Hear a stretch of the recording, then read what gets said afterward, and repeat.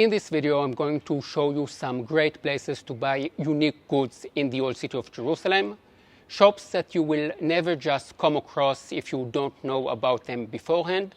But before I start, a quick word about this video's sponsor. There is no sponsor. Some shop owners pay guides a commission if the tourists they bring along end up buying something. I think that that's fine as long as the guide is taking the tourists to good places and that the price is okay. However, I want to make it clear that none of the owners of the shops I'm going to show you today have paid me or given me anything. And if you do buy anything in their shops, I won't know anything about it. And now that we've cleared that up, yalla, let's get started. I have added subtitles to make it easier for you to understand. The first place I want to show you is a shop called Razzouk. He doesn't sell any products, but his service is really unique. His family has been creating tattoos for pilgrims for the last 700 years. Hi, my name is Razzouk. I belong to the oldest tattooing family in the world. Originally, we came from Egypt, so we are a Coptic family. And in Egypt, there is a tradition of tattooing Christians with a small cross on the wrist, like this one that I have, that marks Christians in order to enter churches, for example. This served as a pass. So a tradition that has been going on for a thousand years plus in Egypt and is still going on. So my family used to do those tattoos in Egypt. 500 years ago, my ancestors came to the Holy Land on pilgrimage. And like all other pilgrims, they brought their profession with them. So they started tattooing Christian pilgrims in the Holy Land. And so for 500 years, we have been in Jerusalem tattooing pilgrims, a profession that is being passed down from one generation to another. And we still have the tools that they brought with them from Egypt. Some of them are the old stamps. We have stamps that are, when I say stamps, it's a wooden block that is hand carved with motifs, Christian motifs, that are used as a catalog. So the pilgrim can choose from those stamps, and then they can stamp it on the skin, and then the tattooist will tattoo the motif on the pilgrim. So this beautiful old tradition, which we are the custodians of, my family is the custodian of this beautiful tradition, is the tradition of the Holy Land, is the tradition of the pilgrims. So the pilgrims are the ones who are keeping this tradition alive. My family helps in that. And it has today most of your customers are pilgrims? 90% of my customers are pilgrims, people who want to be part of this history, people who want to be part of this tradition, people who want to have this sign of certification from the Holy Land put on them. Most of my clients are first timers, and most of my clients are older people. So for them who had never thought to get a tattoo, when they hear the history, when they hear the background of the tradition of this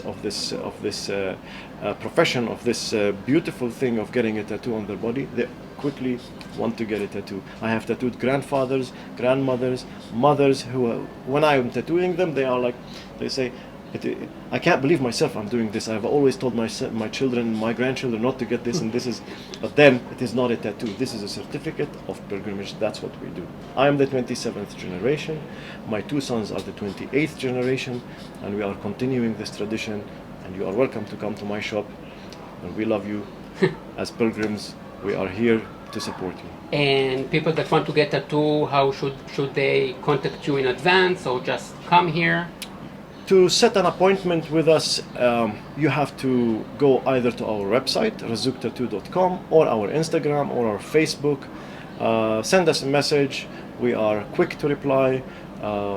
We usually need a week or two. If you did not manage to set an appointment, you can always try to walk in. We try to take as many walk-ins as possible. Sometimes we do have time. It is always best to set an appointment with us. Give us about a week or two. Okay, so thank you very much. Thanks, man. As we continue walking through the streets of Jerusalem, you have the time to subscribe and give this video a like. A small click for you, a big step for my channel. It really helps a lot. If you are into fabric, then you have to visit Bilal's shop. He has some very unique fabrics. Now I'm going to show you how to get to his shop. There is a shorter way that leads through the market, but you will probably get lost. So I'm going to show you the longer and safer way. Head down Muristan Street, where you have the German Church of Redeemer. And then we go along here, and on the left, you will see his shop. First of all, my name is Abu Khalaf Bilal. I am the third generation of the fabric. We import from 3 famous countries of textile, which is Damascus, Syria, Morocco, India. You now also from Syria? Yeah. To explain to you Jerusalem by fabrics, what it means, the real traditional of past, how was the lady wear, how the men wear, 3 religious what they wear. Today we see the bride in white, but before it was a special design for the bride. It's plain in the middle, stripes by the side, and it was burgundy color. But today the girl is modern, they wear whites. I want to show you a picture how was the lady in Jerusalem before 60, 70 years. As you see here, this is the dress of every day, and this is the dress of the bride. That's burgundy color. Now about the men, as I wear, that's from Father Abraham. He was using white with the stripes. Now all of this fabric, still people wear it in Samaria, north of Jerusalem, and also the boss of the villages near Jerusalem still wear that kind. That's for every day. Happy Days feast, they use more metallic threads. And what are the prices? It's around from 75 shekel, 60 shekel per meter. Now also, the Jewish Orthodox, they wear kaftans. We order for them special material, and that one, it must be kosher. Where does it come from? From Syria. From Syria? Yeah. For the ultra-Orthodox Jews? Yeah. And this is a special order for them because the no shatnez in the fabric. I just want to clarify what Bilal said. Shatnez is cloth containing both wool and linen, which is prohibited in Jewish law. It must be 100% cotton. This is, they use it in Shabbat, Saturday. In holidays, Yom Kippur, Pesach, Rosh Hashanah, they wear more white with whites. Now about the Christians, normally you see the priest in black, but in the feast they use vestments. This is one kind of vestments. This is only normal fabric. This is something from Syria, woven by crosses. That's, they use it in Sunday and days of Baptist. Christmas time they use the red color, and days of fasting they use more green color. And sometimes the purple in Easter time. I am famous in all over the world. That's me. I want to show you the Pope fabric. He was at 2000 in Israel, and one of the cardinals, he come with him. He was a long time a bishop here, and he know about my stuff. He get him 5 meters as a gift, and the sisters in Vatican make him these vestments. It's silk with 9 karat gold thread.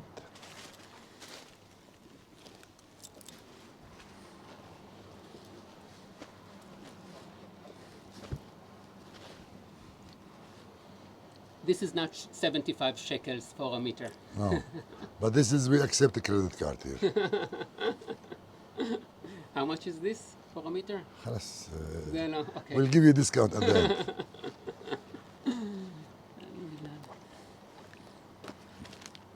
This is other magazine, Thread of Gold.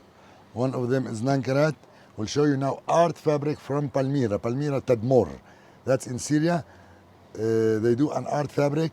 The loom of that fabric, it's 10 meters. They take them 40 days work, 32 needles in the loom, 8 colors in the design, 9,000 thread, the wood of the fabric, which is also pure silk. Now we go up 14 karat gold.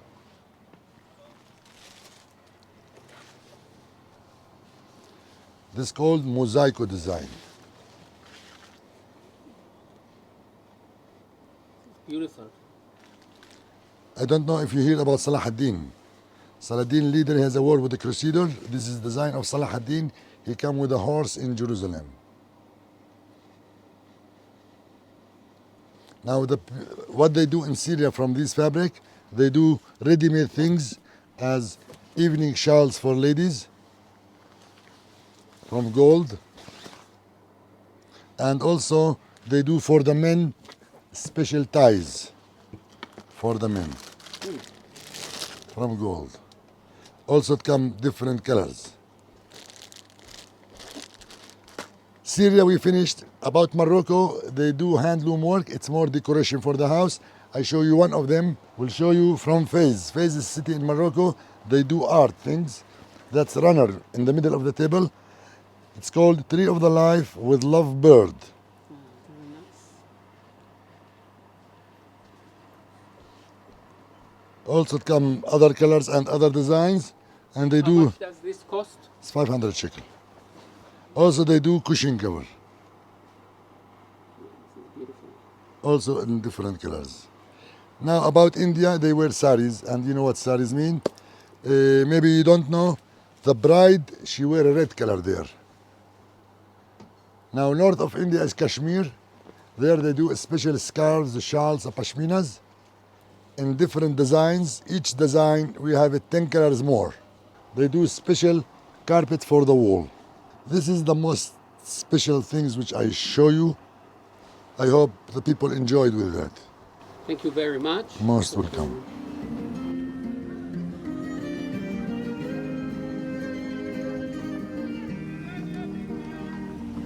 The next shop I want to show you sells original Armenian ceramics. They have a very interesting story.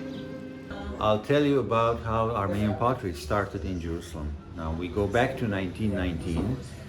During the British Mandate in Palestine, the governor, Sir Ronald Storrs, wants to replace and renovate all the tiles of the Dome of the Rock. The ceramics were done in the 16th century last, and they were falling apart. They needed replacement. So he invites David Ohanessian, an Armenian ceramic artist, to come and look at the project. He comes and checks and sees that there's too many things to do. He needs a team of artists to complete the project. He goes back to the city of Kütahya in Turkey, and he recruits my grandfather, Meghrdic Karakashian, who was one of the painters, and Mr. Neshambalyan, who was the potter, the one who worked with clay.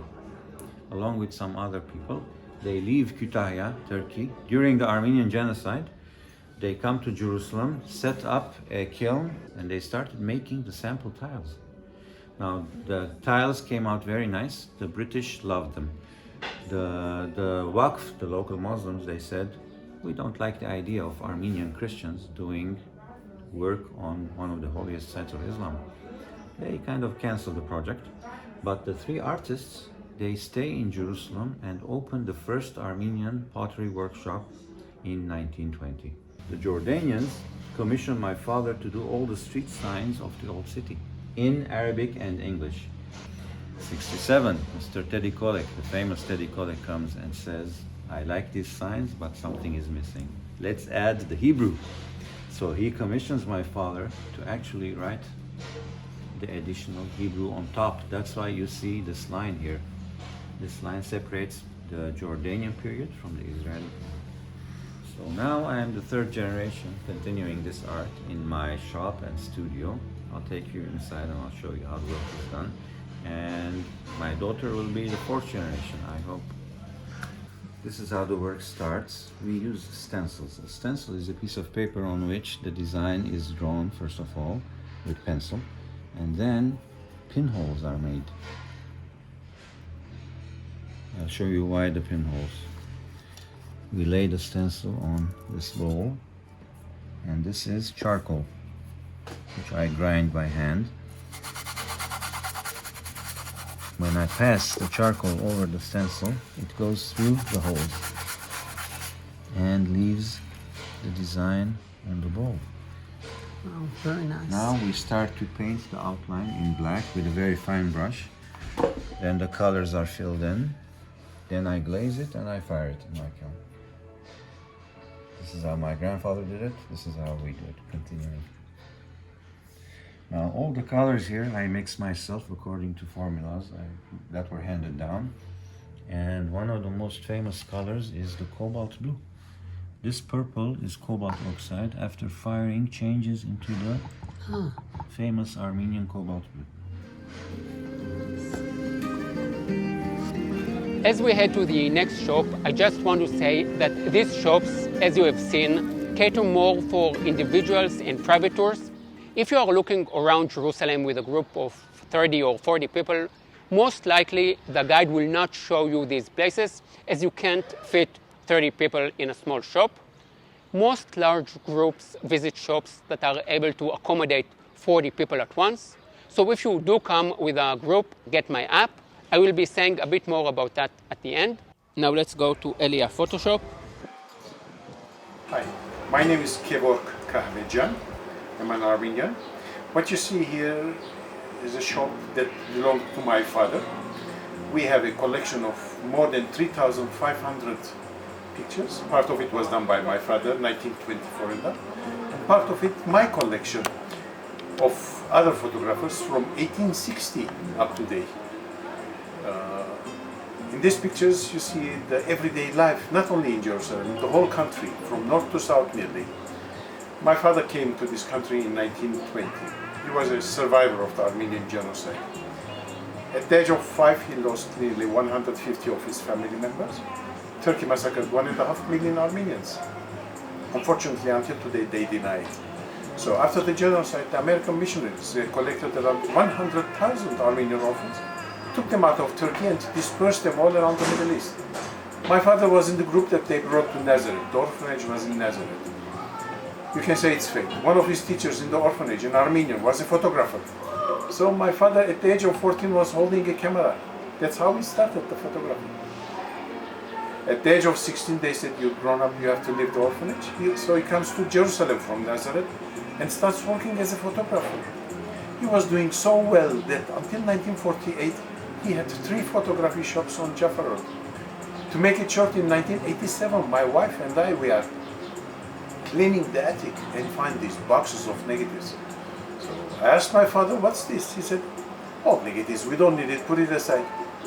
Today it's my business. I know it sounds stupid, but I really would like you to buy something from this guy. He's such a nice gentleman, and the all photos he sells are unique. His shop is located in a spot that almost 0 tourists pass through. If you're hungry, you can eat hummus at Lina's, not far from his shop.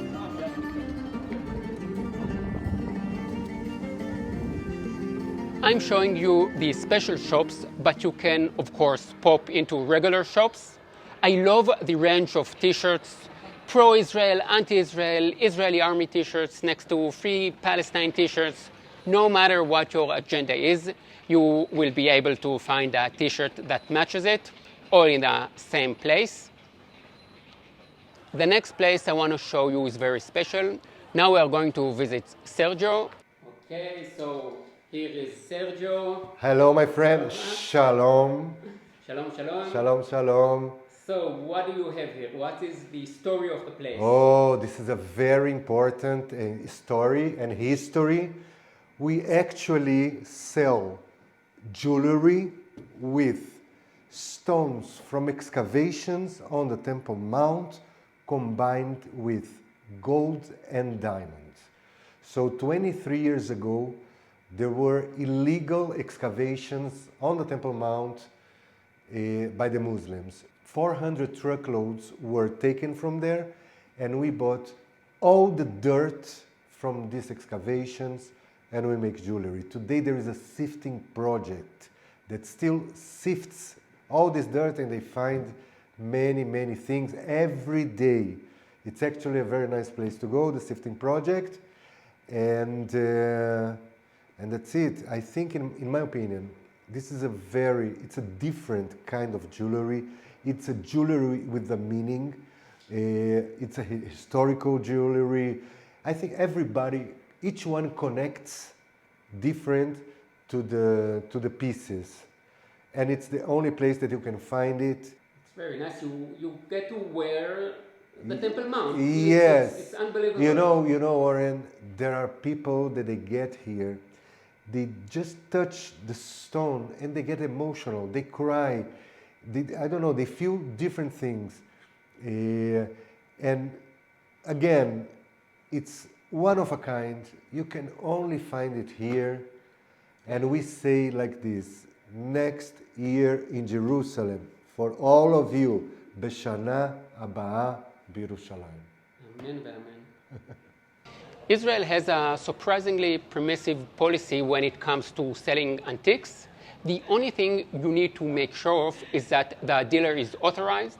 This assures you of two things: that the artifact you are buying really is what it is said to be, and that it wasn't robbed from an archaeological site. The next place I'm going to show you is one of the good ones. Okay, so we are here with Zach. Hi, Zach. Hi, how are you? Good, good. So Welcome to have you here. Welcome. nice to be here. Yes, to the one of the shops that is unique and has like things from ancient Jerusalem. So what can you show us? What can I show you? I can show you this.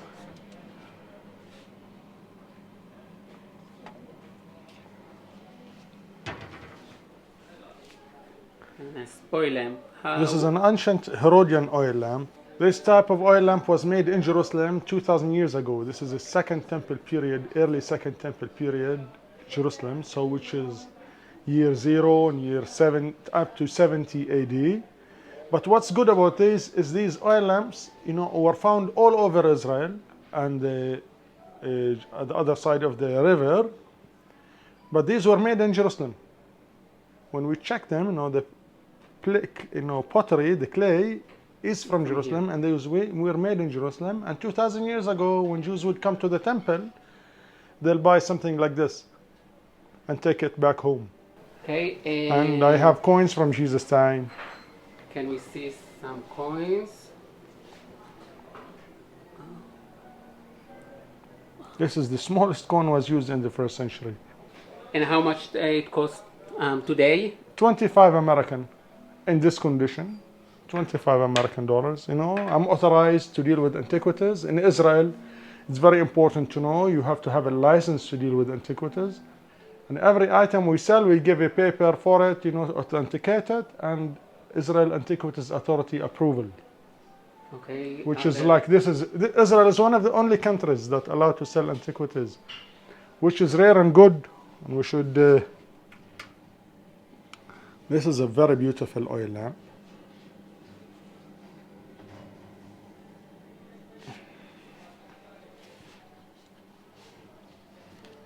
Also Second Temple? This is 5th century. 5th century? This is a Byzantine oil lamp with inscriptions on it. We call it Light and Life. This is Roman glass? Yes. I have a very beautiful Roman glass. This is a Roman glass. It's for tears. See, it looks like a teardrop. Mm-hmm. How old is this? This is 2,000 years old tear collector. People in the first century would collect tears for memory. Today we take selfie. A few years back it was Kodak. Before it was a journal. 2,000 years ago, people would collect their tears into a bottle, and this is what we read clearly in the book of Psalm 56, verse 8. David asked God, "Didn't you hide my tears unto thy bottle? Isn't it all written in your book?" Yeah. And what is the price of this? $5.50 American. Thank you, Zach. Let's go and visit Jossef that weaves talitot. Shalom, welcome. My name is Jossef the Weaver from the old city of Jerusalem. You can see the loom here. We weave a beautiful handmade talitot. Now I do a custom-made one.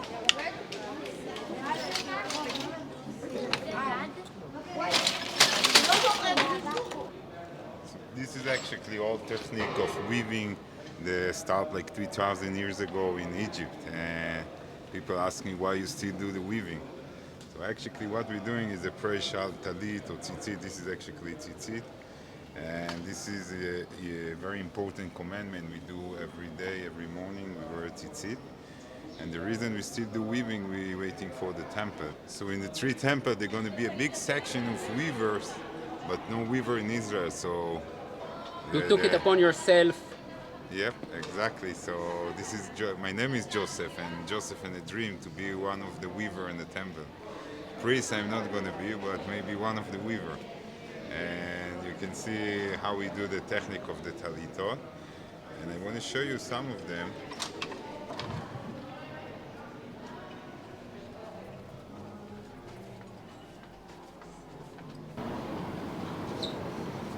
So I want to show you one of the handmade beautiful talit. This pattern called Wisdom. We have a different name for each design. You can see different colors. You made all of them? Yeah, me and my friend Ori, we working together. And I'm going to show you on the wrap one. The wing of the Mashiach. So this is the prayer shawl actually we use every day, every morning. And this is the tzitzit on the corner. The represent to remind us the 613 commandment. And this is actually come from the commandment Shema Yisrael Adonai Eloheinu Adonai Echad. God says to Moses, put a tzitzit on the four corner. And this is the tzitzit on the corner. And the prayer shawl we make, it's all by hand. Someone buy a talit here, they know they have not only nice talit, they have something made by hand in Jerusalem by the artists. Sometimes they come and pick up the color they like. We do also embroidery, custom made, every idea. And what else do you sell here? We sell a nice stuff like come together. I guess that most of the customers are Jewish. Yes. Even un-Jewish, today the talit, many people un-Jewish, they start by talit. This one is a challah cover for Shabbat, they cover the bread. And when we do a talit, we do a bag, we put the name on the bag. The nice product we start work on that, it's a wall hanging.